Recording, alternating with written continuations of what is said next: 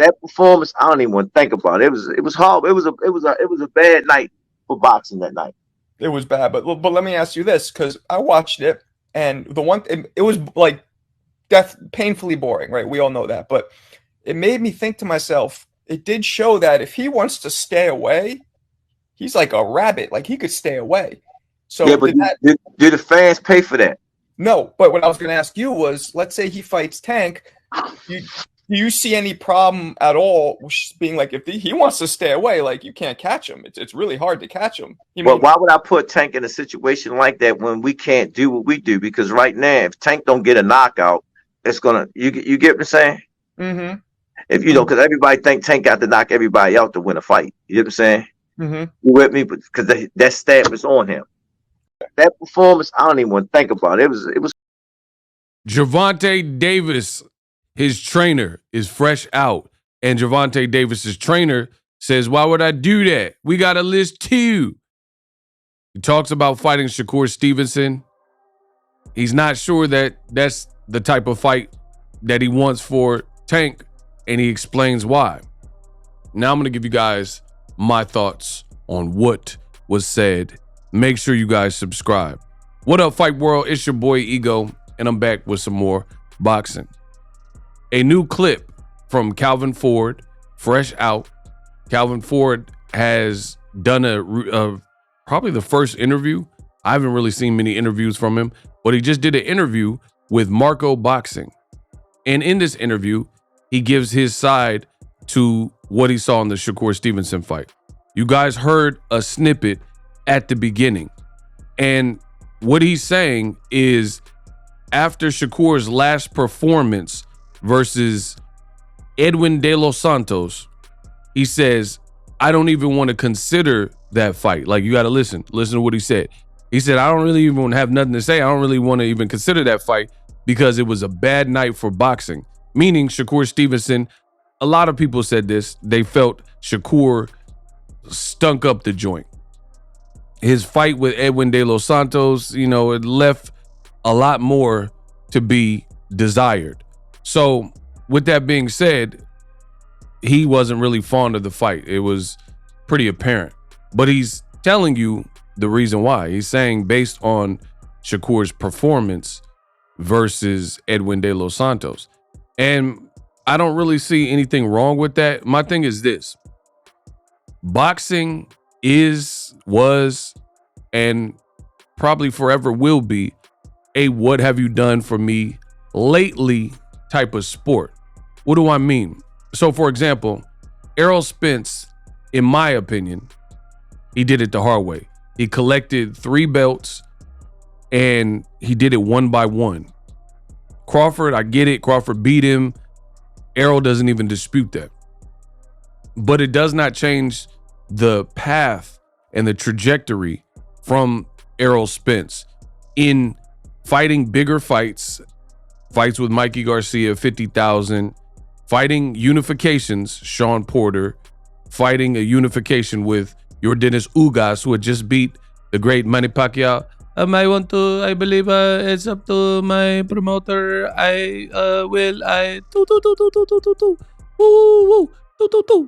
Right? This is Errol Spence's path. This is the path that he went to get those belts. But you see, one fateful night last year, he just fought Terrence Crawford, who's a bad dude. Terrence Crawford beat him, dropped him 3 times, and beat him convincingly. Now you have people saying that Errol Spence needs to retire. Errol Spence ain't this, and Errol was overrated. So that, if you need it, and I'm not saying I agree to these things, I'm just telling you the nature of the beast, and that's the sport of boxing. Boxing is a what have you done for me lately sport. So it's not surprising that Shakur Stevenson is being judged harshly on his last performance by many. Now, I don't think Shakur is a bad fighter. I think he's a terrific fighter, and he's definitely dangerous. But you got to understand the point of view from Calvin Ford. He's basically saying that particular fight left a lot more to be desired. Why? If that's how you're going to fight, he said, do the fans pay for that? Who's going to want to see that? And I don't know about exactly how Calvin articulated it because he didn't really elaborate. I think he should elaborate because now a lot of people are running around saying, oh, no, ego. Tank don't want to fight nobody. Oh, ego. Tank is afraid of Shakur. And they're like bending and twisting his words to like, and not really putting no context behind it. But me personally, somebody with a brain, I understand what he's saying. Based on that, like, you guys, let me know in the comment section. Based on Shakur's last fight, which is his most recent fight, is Tank Davis and Shakur a mega fight? Because I'll give you another example. Because some people, anything when it comes to Tank, they're super biased, right? Because Tank's the face of boxing. So I'll remove the thought of Tank and we'll use a different example, if you will. I'll use Deontay the Bronze Bomber Wilder. They put Wilder versus Joseph Parker. He accepted the fight on a Saudi card. Anthony Joshua was fighting on the same card as the main event versus Otto Wallin. The deal was that Wilder versus Joshua would be next, contingent on both fighters winning their bouts. That's it. That's what needed to happen. They both needed to win their bouts. Deontay the Bronze Bomber Wilder, unfortunately, he lost to Joseph Parker, and many people thought he lost bad, like he lost several rounds. So with that being said, it knocked the steam out of the Joshua fight. So now we're not getting it, at least next, because who is Joshua? It's already been announced. They've already done a press conference. He decided to then, whether you say, oh, Joshua ducked him, or Joshua really didn't want none with Wilder. You can say that, but at the end of the day, it truly was upon Wilder to clear his hurdle to get to the Joshua bag, and he didn't do that with Joseph Parker. So as a result, that's what we're stuck with. You know what I mean? Now Joshua moves on and advances. So I agree with what Calvin Ford is saying, to be honest, because that's the nature of the sport of boxing. If you do not like that, then you have to continue to do what Floyd Mayweather and Andre Ward and other fighters did, and then you never have to worry about it. Like your stock, if you keep putting on dazzling performances and keep figuring out your opponents and stuff like that, then your stock doesn't drop, even in a victory. Because I've seen fighters who lose a fight and their stock is almost higher than the person that won, because we know boxing has politics. We know that boxing, sometimes they say a guy won, but everybody who watched the fight, no one agrees to it that that person truly won. So that's basically what Calvin Ford is saying, in my interpretation. He's saying that why would we want to fight Shakur Stevenson? Look at his last outing. He was evasive, and that's what most people are saying. Now people, again, the spin doctors, the usual suspects in old media, they're coming in and try to reframe this and, pin the tail on the donkey and suggest like, oh, Tank's ducking Shakur Stevenson. But it's really up to Shakur Stevenson or whatever the opponent to keep your stock high. Like, for example, Devin just destroyed Regis Prograis. I was there. Regis previously said he wanted to fight Tank Davis. Nobody's really asking for that fight because of how Regis looked in his last fight. Now, I get it. Shakur Stevenson did not lose, but it doesn't matter if you win or lose. It's your performance. And from Edwin De Los Santos and Shakur Stevenson, I think more was desired from that fight. I told you guys that I thought it was going to be a cracking fight, and it really wasn't. So I think that's all Calvin Ford is saying. You know what I mean? Why would I do that? Why would I put my fighter in there with somebody who's basically not coming to fight? And you have to understand, and I'm not saying Shakur's not coming to fight, so maybe I shouldn't have said it like that. But basically somebody who is going to almost like play keep away, and they could fight negative. You know what I mean? They could fight negative, and the onus is on Tank Davis, who's the big puncher. The onus is on Tank Davis, who's the bigger star, to create these spectacular knockouts. So you got to understand, I understand exactly where he's coming from. You look at fights like, for example, we're seeing Tank Davis now receive Floyd Mayweather type of hate. We're truly seeing this right before our eyes. This generation's Floyd Mayweather. I'm not saying they fight alike. I'm saying the level of hate that he's receiving. we're starting to see the same type of hate that Gervonta Davis is receiving. That's some of the hate that Floyd got. You know, the writers, none of the writers liked Floyd. They would always pen negative articles, say the Berto fight was a failure. You're seeing the same thing happen with Tank Davis. Oh, he doesn't do those numbers without Ryan Garcia, and he only can sell 200K. LeBron's at his fights, Madonna's at his fights, all the celebs are at his fights. Tank is the face of boxing. I'm not going to beat around the bush with it. I'm not even going to debate it or argue it. He's the face of boxing.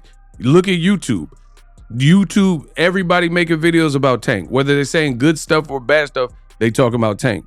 Nobody's doing that with any other person. Teofimo got an actual fight that is in February, a few weeks away. Nobody's even really truly talking about it. And it's a good fight. I like the fight with Jermaine Ortiz, but the reality is more people are talking about Tank and we don't even know who he's going to fight than people who actually have fights, right? And the people who are Tank's ops, their names come up in relationship to Tank. So it just proves my point. And it proves it crystal clearly. You know what I mean? So I understand what Calvin Ford is saying. I understand that Tank gets the hate, so people are going to spin it and say, oh, Tank's afraid of Shakur Stevenson. The other thing is, how come there's no pressure for Shakur Stevenson or a said fighter to become a free agent, which some of these guys are doing, and go work with Al Heyman and PBC? If you truly want to force the fight and you become a free agent, you enter a free agency, it seems like that would be a step in the right direction to try to make your dreams a reality. But I'm the only one that seems to talk about this. Like, for example, Devin Haney, there's moments of his career recently where he's been a free agent.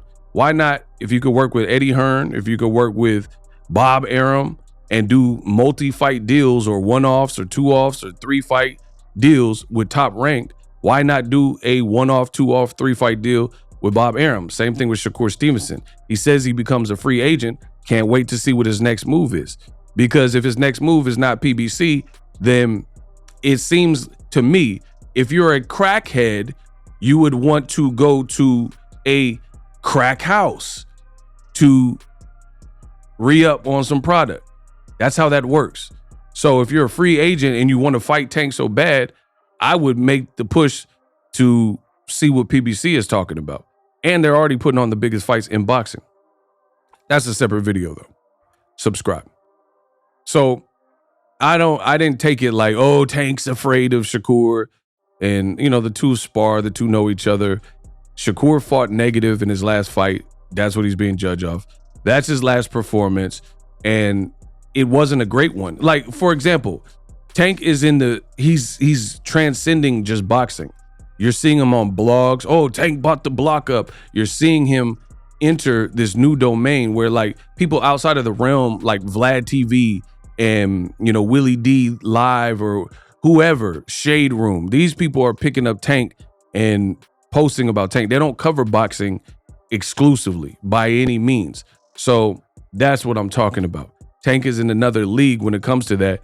If he's trying to put on the biggest events based on Shakur's last performance, I really doubt that that would be the biggest fight. Now, boxing heads would leave you to believe that that would be a mega event, and then they'll lie and say, oh, everyone wants to see it, and then they'll illegally stream the fight. That's how that works. So I don't even know if Shakur's brand is where it probably should be to help catapult that fight. Plus, you factor in what Calvin Ford said, Shakur's style, I really don't know. And I understand you have, as a fighter, you have to figure out styles. But again, there's a simple solution here. Continue to build your brand and put on scintillating performances, and then you keep knocking down those doors. So I don't think Shakur, it's impossible for him to get the Tank fight, but I don't think you're going to open the floodgates of those conversations performing how he did in just his last fight. And also with the resume, you know what I mean? Nakathilas and Oscar Valdez. I don't know if that's enough. Like, you look at when Floyd was put on the biggest events, because I just told you Gervonta is entering that zone where he's like putting on the biggest events and, you know, face of boxing status, right? Floyd was put in, Maidana beat Adrian Broner, made a lot of noise. Floyd fought him next. So that's the business that we're in now, where you want to rump with the biggest fighter in the game, or at the very least one of them, then you got to make some noise for yourself. That's how that works. It's nothing new. Like, for example, in my opinion, El Rayo Valenzuela has a better chance of getting the Tank fight because he brutally knocked out a person that he allegedly lost to in Chris Colbert, and he stretched him. And to me, that was the knockout of the year. So just like Floyd fought Maidana after he beat Broner, dropped him twice, and took his O, that led to him getting recognized. It's no different than, let's say, I watch a lot of movies, right? So it's no different than when you see an actor and they're in a breakout movie role, and then it seems to be on and popping for them immediately after that breakout role. Like they did such, like, let's say the dude from Get Out or something. That movie was a hit. It went on to make some money. So you start seeing him more and more because of that. Boxing is a business too, and it's a sport, but it's no different. That breakout actor, he's going to start landing all types of roles because he just had a breakout role and everybody loved his work. And then it got Oscar nominated and then he got the Oscar. That's how it works. You start seeing, and then you start seeing that actor in every movie. Like, man, I remember this guy on Boardwalk Empire. He was on Breaking Bad. And then you start seeing him in big blockbuster movies and stuff. And then it's just on and popping. They got the glow, you know? And boxing's no different. I truly feel like El Rayo has a better chance of getting the Tank fight because he made noise. He took something where he was wronged versus Chris Colbert, and he outdid the first fight by brutally knocking him out and stretching him and posing like this at the end of it. So to me, I think he got a better chance than Shakur Stevenson, and everybody hated the fight and said it was boring, including me. I don't think Shakur is a horrible fighter, but that's what he's up against. I'll talk about this more if you guys want. If you want me to keep talking, just say keep going. Type keep going in the comment section and I'll talk about it some more. That's all I have to say for right now.